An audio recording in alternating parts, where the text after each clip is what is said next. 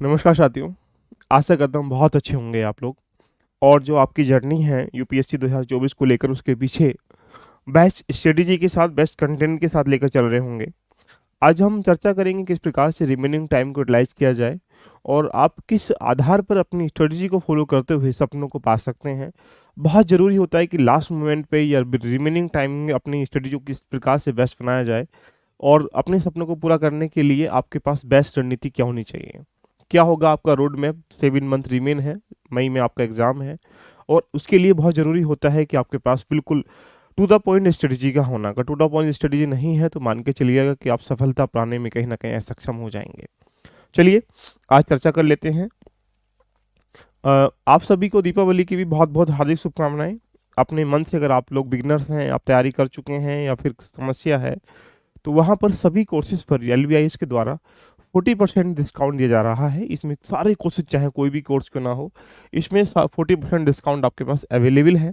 तो देरी किस बात की, आज ही जाके आपको एलबीआईएस प्ले स्टोर पर जाना है, वहाँ से डाउनलोड करके आप यहाँ पर एनसीईआरटी परचेज करना चाहते हैं तो ये 900 रुपये में 40% डिस्काउंट, सी सेट 1500 में 40% डिस्काउंट, दोनों लेंगे तो 2100 में डिस्काउंट है। ऐसे राइटिंग करेंगे तो यहाँ पर 500 में तो 40% का डिस्काउंट है।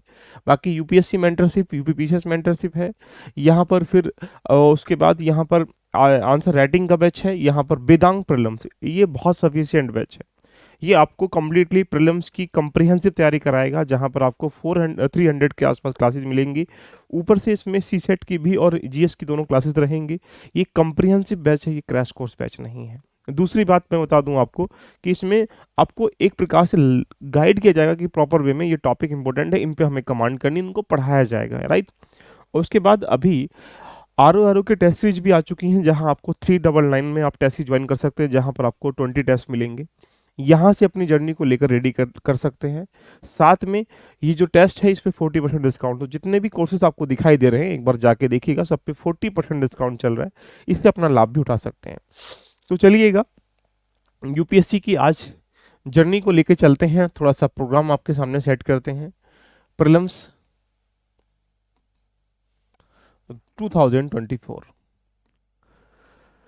3 तरह के स्टूडेंट्स होंगे, 4 तरह के भी हो सकते हैं, लेकिन आप देखना किस कैटेगरी में है। कुछ ऐसे स्टूडेंट होंगे जो अभी प्लान कर रहे होंगे कि अच्छा यूपीएससी का फॉर्म आएगा, फॉर्म भरेंगे एंड देन तैयारी करेंगे। तो कुछ प्लान वाले स्टूडेंट होंगे जो अभी सोचेंगे कि अभी क्या करना है, देना है नहीं देना है, या फिर कब देना है। एक क्वेश्चन ऐसे होंगे जो रनिंग वे में तैयारी बिल्कुल अच्छे तरीके से कर रहे होंगे। रनिंग वे का मतलब है कि यहाँ पर वो 2 से 3 सब्जेक्ट या फिर एक प्रकार से प्रॉपर उसका strategy, proper plan, proper syllabus, proper content सब कुछ रेडी कर चुके होंगे। अब आगे उसको लेके बेहतर चलने का प्रयास कर रहे होंगे। कुछ स्टूडेंट ऐसे होंगे जो अभी जॉब में हैं या फिर किसी अन्य किसी अदर एक्टिविटीज़ में हैं, लेकिन वो सोच रहे होंगे कि देखते हैं कि क्या किया जाए, तैयारी किया जाए नहीं किया जाए। या इवन मैं कहूँगा तो ये विद्यार्थी भी वो कैटेगरी के लोग होंगे जो एक प्रकार से अभी सोचेंगे, अभी कुछ बात में तो कुछ सोच रहे हैं, कुछ सोचेंगे।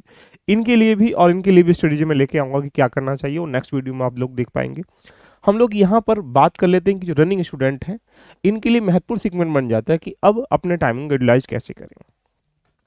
तो ये जो रनिंग फेज वाले स्टूडेंट होंगे, इनके पास समस्या बहुत बड़ी खतरनाक हो रही होगी, जो कि जो पढ़ता है वो समस्याओं में रहता है। उनकी स्ट्रेटेजी बेस्ट होनी चाहिए। तो सबसे पहले आपके पास टाइमिंग कितना बचा है, जैसा कि आपको ज्ञात है कि नवंबर, दिसंबर, जैन, फेब, मार्च और ये अप्रैल, इन्हीं महीनों को हम लोग ले लें तो 6 मंथ आपके पास बचे हैं। मई को भी ले लें, 26 मई को जैसा एग्जाम है, तो वहां पर आपके सामने सिर्फ और सिर्फ कुछ चंद लम्हे बचेंगे, क्योंकि उस समय बहुत सारा प्रेशर आपके माइंड पर रहेगा, बहुत सारा ओवरलोड आप हो जाएंगे, कुछ ओवर थिंकिंग हो जाएंगे, कुछ ओवर एक प्रकार से कह सकते हैं समस्याओं में। तो इस टाइम को यूटिलाइज कैसे किया जाए। अगर ये टाइम यूटिलाइज करना तुमको आ जाता है तो तुम्हारे ऊपर डिपेंड है कि इस टाइमिंग में आपको कोर सब्जेक्ट को भी पढ़ना है, इस टाइमिंग में आपको मेन मेन पार्ट को भी कवर करना है, रिवीजन भी करना है, प्रैक्टिस भी करना है, टेस्ट भी लगाना है, डिफरेंट डिफरेंट तरह की एक्टिविटी तुमको करनी है। तो ये स्टूडेंट जो है बड़े पीड़ित होंगे कि अपनी शेड्यूल कैसे फॉलो किया जाए। आइए मैं 1 to 1 करके आपके सामने कुछ चीज़ें शेयर करता हूँ, जहाँ से आपके दिमाग में पिक्चर बनती हुई चली जाएगी। सबसे पहले अब तुम्हें जो ये वाले स्टूडेंट है, नवंबर, दिसंबर और जनवरी, ये 3 महीने मान लीजिएगा, मैं आपके सामने कुछ एरिया बोल रहा हूँ। 2 सब्जेक्ट, जीएस फर्स्ट पार्ट और जीएस सेकेंड पार्ट, इसको सीसेट के नाम से हम लोग जानते हैं, इसको सामान्य अध्ययन जीएस के फर्स्ट पेपर के नाम से जानते हैं। इसको भी लाइटली नहीं लेना है, इसको भी वरीयता देनी है, लेकिन कैसे देनी है सारी बातें मैं करूंगा आपसे। लेकिन जो जीएस फर्स्ट के दो तीन पैरामीटर में कवर कर लो। एक पहला जो कोर एरिया है, कोर सब्जेक्ट है। एक दूसरा एरिया जो आपको कोर के बाद सेकंड एरिया है, यानी सेकंड कोर सब्जेक्ट है। और उसके बाद ये जो एरिया है यहाँ पर, इसको रिवीजन में, प्रैक्टिस में या टेस्ट में इसको कन्वर्ट करना है। तीन मेजर पार्ट में आपको अपनी तैयारी को लेके चलना है।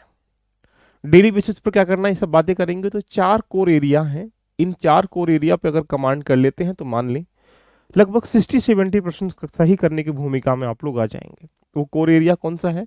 History, geography. ज्योग्राफी के साथ इन्वायरमेंटल को जोड़ने का प्रयास करें, क्योंकि आजकल जो क्वेश्चन है वो जियो इन्वायरमेंटल वाले क्वेश्चन आ रहे हैं। जैसे अगर पॉलिटी में जाएंगे तो पॉलिटिक गवर्नेंस क्वेश्चन आ रहे हैं, साइंस में जाओगे साइंस टेक्नोलॉजी के क्वेश्चन आ रहे हैं।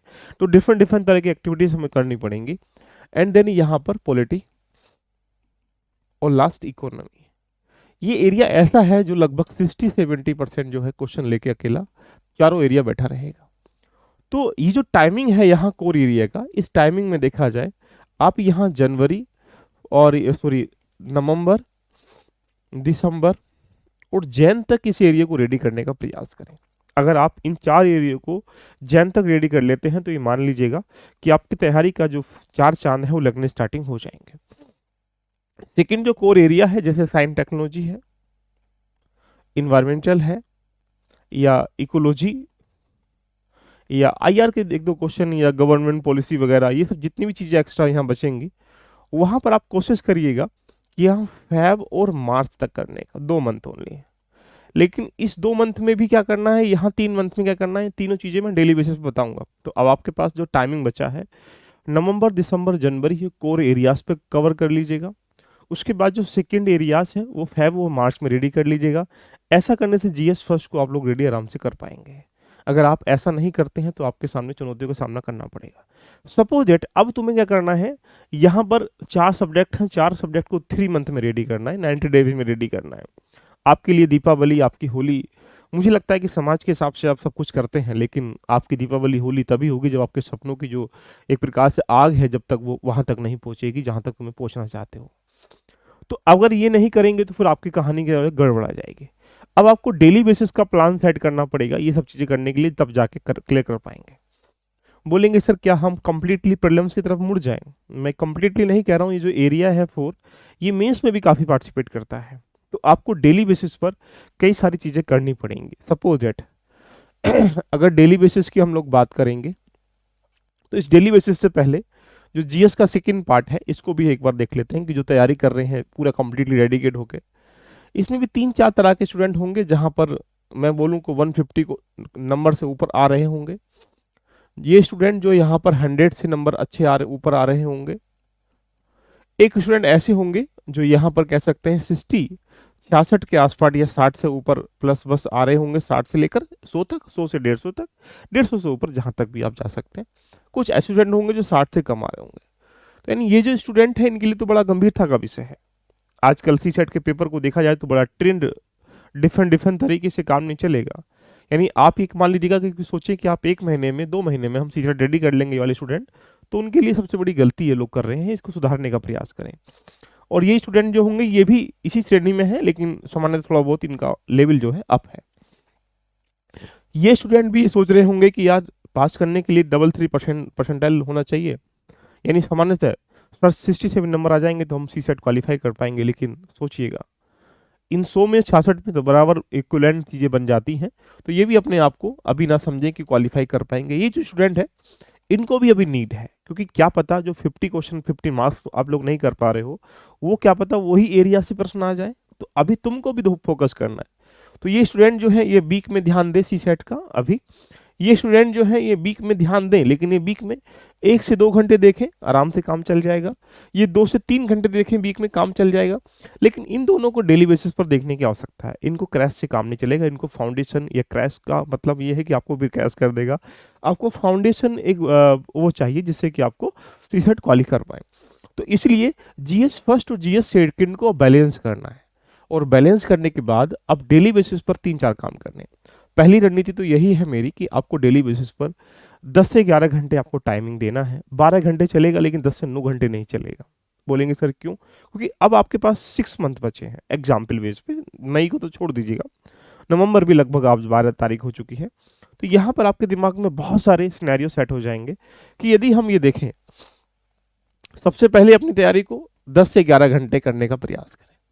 और 10 से 11 घंटे करने का मतलब है कि आप अपनी पढ़ाई के साथ लगभग 11, 12, 13 घंटे होने का प्रयास, क्योंकि एक्यूरेसी को देखना है, टाइमिंग को नहीं देखना कि कितना कमरे में बैठे किताब लेके काम चल जाएगा, है ना। यहाँ पे 3-4 काम करने देखिए एक दिन में। पहला काम, आपको कोर एरिया लेने हैं एक दिन में। कोर सब्जेक्ट, कोई भी सब्जेक्ट एक नहीं पढ़ना है, 2 पढ़िएगा एक वीक में, एक दिन में। सपोज कर लो आप पॉलिटी पढ़ रहे हैं, हिस्ट्री पढ़ रहे हैं, तो दोनों को लेके प्रयास करें। तो 2 सब्जेक्ट कोर लीजिएगा। और कोर सब्जेक्ट को मैंने कहा था कि कोर सब्जेक्ट को आपको 90 डे में रेडी करना है, जनवरी, नवंबर, दिसंबर, जनवरी तक। तो आप मान लीजिएगा कि 45 डे में 2 कोर सब्जेक्ट लगभग, आई थिंक वो डिपेंड करता है कि सब्जेक्ट टफ है, इजी है, लेंथ ही कैसा है, तो उसको 40-50 भी कर सकते हैं, लेकिन डिपेंड करता है एवरेज के आधार पर। तो यहाँ पर 45 डे में जो भी सब्जेक्ट लें उसको रेडी कर लें। तो पहला पॉइंट डेली बेसिस पर ये करना है। दूसरी अगर हम लोग बात करेंगे तो डेली बेसिस पर आपको यहाँ पर करंट अफेयर को टाइम देना है। करंट अफेयर का टाइमिंग का मतलब बोल रहा हूँ कि करंट अफेयर इसलिए इंपॉर्टेंट है कि लगभग मान लीजिएगा 20 से 25 जो क्वेश्चन आएंगे, अगर वो तुम रेडी नहीं कर पाते हो तो फिर तुम्हारी जो कहानी है गड़बड़ा जाएगी। करंट अफेयर वाले भी कई सारे विद्यार्थी होंगे जो यहाँ पर डेली बेसिस पर रेडी करते होंगे, जो वीकली रेडी करते होंगे, जो यहाँ पर ईयरली रेडी करते होंगे, जो यहाँ पर मंथली रेडी करते होंगे। तो मैं ये कह सकता हूँ करंट अफेयर वाले थोड़ा सचेत हो जाइएगा। अक्टूबर से लेकर या फिर अगस्त से लेकर, अगर अगस्त से लेकर हम अप्रैल तक देखें तो करंट अफेयर बहुत इंपॉर्टेंट है। ये करंट अफेयर आपको पढ़ना है प्रीलिम्स क्वालिफाई करने के लिए। इसमें भी बहुत इंपॉर्टेंट करंट अफेयर जो है वो अक्टूबर से लेकर ये मार्च तक जो है, मार्च अप्रैल तक, ये करंट अफेयर बहुत इंपॉर्टेंट है। इसमें भी और इम्पोर्टेंट देखेंगे तो यहाँ पर बन जाएगा दिसंबर, जनवरी, फरवरी तक का। तो यानी ये जो एरिया है, ये यहाँ पे आपको डिफरेंट एंगल से पॉलिटिकल न्यूज है, ज्योग्राफिकल न्यूज है, इकोनॉमिकल न्यूज है, सबको कवर करना है। नहीं करेंगे तो काम नहीं बनेगा। स्टडीज जितनी बेस्ट होती है, प्लानिंग उतनी बेस्ट होती है, रिवीजन उतना बेस्ट होता है, तैयारी उतनी बेस्ट होती है, मान के चलिएगा। तो यहाँ पे करंट अफेयर आपको डेली बेसिस पर पढ़ना है। और डेली बेसिस का मतलब है कि आपको 1 से लेकर 1.5 घंटे कंटिन्यू देना है कि किस तरह की खबरें हैं जो हमें लिंक करते हुए पढ़नी है। तो एक तो पॉइंट ये रहा कि डेली बेसिस पर आपको कोर सब्जेक्ट को पढ़ना है, 2 पढ़ने, एक के साथ 2 पढ़ना नहीं पढ़ना, और करंट अफेयर रेडी करना है। दूसरी बात, यहाँ पर जो कोर एरिया हैं 4 सब्जेक्ट, ये वो हैं जो आपको मेंस में पार्टिसिपेट करेंगे, प्रीलिम्स में पार्टिसिपेट करेंगे। यहाँ पर आपको साथ साथ में मेंस आंसर राइटिंग करते हुए चलना है। अभी कब तक? जनवरी तक। जनवरी के बाद नया स्ट्रेटेजी आप फ्लो कर लेंगे। तो मेंस आंसर राइटिंग को भी विशेष कर ध्यान रखना है। एक दिन में 1 या 2 क्वेश्चन तो लिखने का प्रयास भी करना है। अगर आप एक दिन में 1 से 2 प्रश्न नहीं लिखते हैं, यानी एक प्रश्न 8, 9, 10 मिनट मान ले लेगा आपसे, 20 मिनट भी अगर लिखने का प्रयास नहीं करते तो आपकी लेखन शैली भी, आपके शब्दों का प्रयोग का तरीका भी, सब चीजें डैमेज हो जाएंगी। दूसरा, एक ऐसे भी प्रयास करना है अभी जनवरी तक, यानी वीक में एक ऐसे आपको जरूर लिखने का प्रयास करना जिससे कि आप लगभग जो भी 3 महीने में जो वीक निकल के आ जाएंगे 10-15, तो यहाँ पर आप मान के चलें कि 10-15 ऐसे लिखने से आपका जो लेवल है बहुत स्ट्रांग हो जाएगा। तो डेली बेसिस पर ये करना है, डेली बेसिस पर ये करना है, डेली बेसिस पर ये करना है, डेली बेसिस ना करके वीकली बेसिस पर ये करना है। इसके अलावा आपको सबसे बड़ा कोर एरियाज क्या है यूपीएससी प्रीलिम्स क्वालिफाई करने के लिए? एग्जामिनर की स्ट्रेटेजी को समझना, एग्जाम के प्रश्नों को जानना। तो 2 तरीके होते हैं। आपको यहाँ पर एमसीक्यूज भी करने हैं, और एमसीक्यूज मतलब लास्ट ईयर वाले भी, पीवाईक्यू भी, और लेटेस्ट वाले भी जो एग्जाम में करंट को जोड़ के या कुछ ऑथेंटिक एडवांस क्वेश्चन बन जाते हैं। हालांकि ये बहुत जरूरी होता है कि आप टेस्ट सीरीज किसकी लगा रहे हो। अगर टेस्ट सीरीज में दम नहीं तो आपको डिमोटिवेट भी कर सकती है। मान लीजिए किसी टेस्ट में 2 प्रश्न पूछे गए हैं, वो तुमने कभी आज तक ना पढ़े हैं ना देखे हैं, इसलिए तुम उनके लिए नई किताब खरीद के लाओगे। तो कभी कभी अगर एक्सपर्टीज टेस्ट सीरीज नहीं लगाते हैं तो हम लोग कहीं ना कहीं डिमोटिवेट भी हो जाते हैं। तो यहाँ पर आपको डेली बेसिस पर मान के चलें कि 20 से 25 जो है एमसीक्यूज डेली बेसिस पर करने, और देखना है कि हमारी कहाँ कहाँ कमियां निकल के आ रही हैं। इन सब के उपरांत आपको यहाँ पर एक प्रकार से कह सकते हैं डायरी जो मेंटेन करनी है कि साहब मुझे अभी इतना सब कुछ करना था रेडी, और अभी मैं इतना नहीं किया हूं। तो मान के चलें कि अपने आप को तुम नौछावर कर रहे हो उस स्थान पर जहां पर आपके लिए वो बना ही नहीं है। तो अब आपके पास सिर्फ और सिर्फ जो है कितने महीने बचे हुए हैं? बोलेंगे 6-7 महीने बचे। उस 6-7 महीने को यूटिलाइज करना है अपनी स्ट्रेटेजी के आधार पर। रिसोर्स बेस्ड रखिएगा। आपको लगता है कि यहाँ पर ये सब चीज़ों को यूटिलाइज करने का तरीका इसलिए बोल रहा हूँ कि यहाँ पर नवंबर, दिसंबर, जैन, ये 3 महीने में करंट अफेयर साथ साथ रेडी होता चले, साथ में जो कोर एरिया है 4 वो चारों रेडी हो जाएं, और ये चारों रेडी नहीं होते हैं तो मान के चलें कि आपकी नाव जो है डूब जाएगी, हिल लेना स्टार्टिंग कर लेगी। इसके अलावा आप डेली बेसिस पर यहाँ पर डेली बेसिस पर एमसीक्यूज करें, उसके बाद मेंस आंसर राइटिंग करें, ऐसे राइटिंग करें वीक में एक। तो यानी ये जो एरिया है ये जनवरी तक रेडी होने का मतलब है कि आप प्रीलिम्स की तरफ भी हैं और ये मेंस की तरफ भी, क्योंकि ये जो एरिया है ये, जब आप यहाँ फैब में जाएंगे और मार्च में, तो फैब मार्च में सिर्फ क्या करें, जो आपने कोर एरिया करंट अफेयर ये रेडी किया है तो वहाँ इसका रिविजन करें, और रिवीजन करके कंसाइज वे में छोटे छोटे नोट्स बनाएं जो एक प्रकार से कह सकते हैं लास्ट मोमेंट पे आपको बहुत हेल्पफुल होंगे। और बाकी जो रिमेनिंग एरिया है, रिमेन जो एरिया होगा लाइक जैसे इन्वायरमेंटल है, इकोलॉजी है, या साइंस टेक्नोलॉजी है, या डिफरेंट डिफरेंट आईआर का कुछ पार्ट है, कुछ स्कीम्स वगैरह हैं, इसको रेडी करें। यहाँ पर मेंस आंसर राइटिंग करना थोड़ा सा कम कर दें।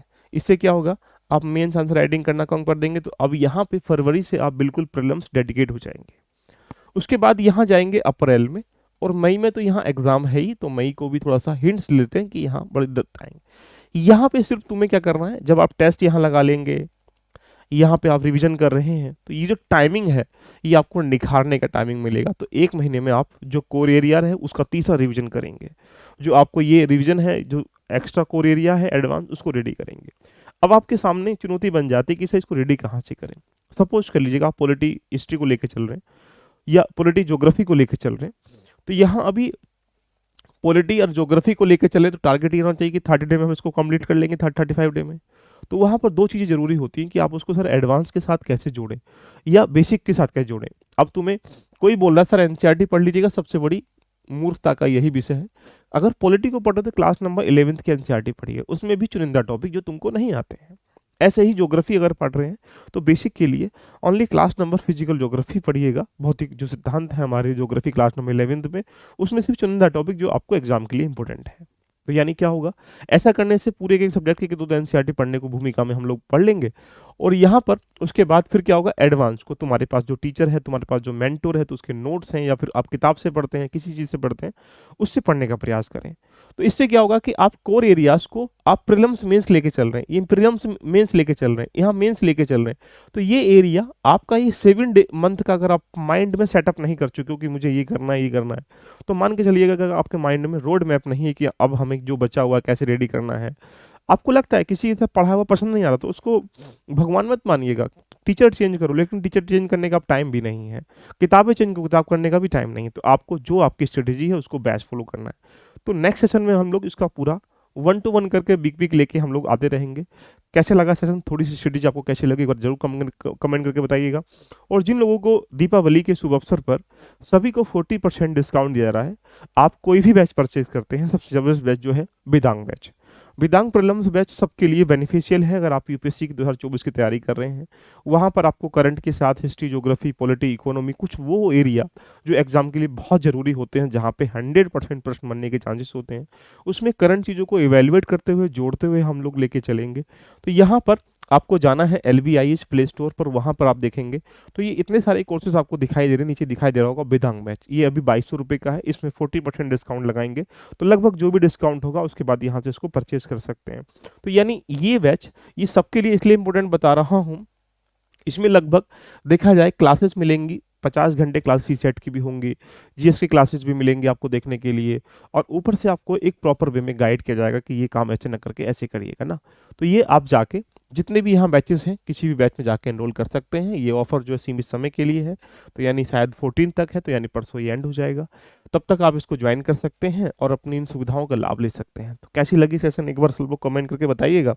लेकिन अब समय है कि प्रीलिम्स के साथ साथ मेंस को और मेंस के साथ प्रीलिम्स को कैसे डेडिकेशन के साथ तैयार किया जाए। यदि आपका कहीं ऐसा ना हो कि आप जनवरी फरवरी तक पहुंचे और मन भी कहने लगे कि इसका स्किप करते हैं, हर बार मन करेगा, वो तो आपकी तैयारी पूर्ण है नहीं इससे मैटर नहीं करता, आप कितने प्रिपेयर्ड है एग्जाम देने के लिए इससे मैटर करता है। इसलिए अपने आप को उस समय से बचने के लिए ज़रूरी है कि आज स्ट्रेटेजी को बेस्ट कर लीजिएगा। और नीचे टेलीग्राम का लिंक दिया गया है, अगर आप प्रॉपर वे में लगता है यूपीएससी के विद्यार्थी हैं तो आप उस लिंक पर जुड़ जाइए, जिससे कि मैं 2024 के बिल्कुल रियल स्टूडेंटों को जोड़ने का उसमें प्रयास कर रहा हूँ। तो एक ये टेलीग्राम लिंक है, इसमें से आपको वही लिंक मिल जाएगा जो आप प्रॉपर वे में जुड़ पाएंगे। All the best, love you, bye, take care.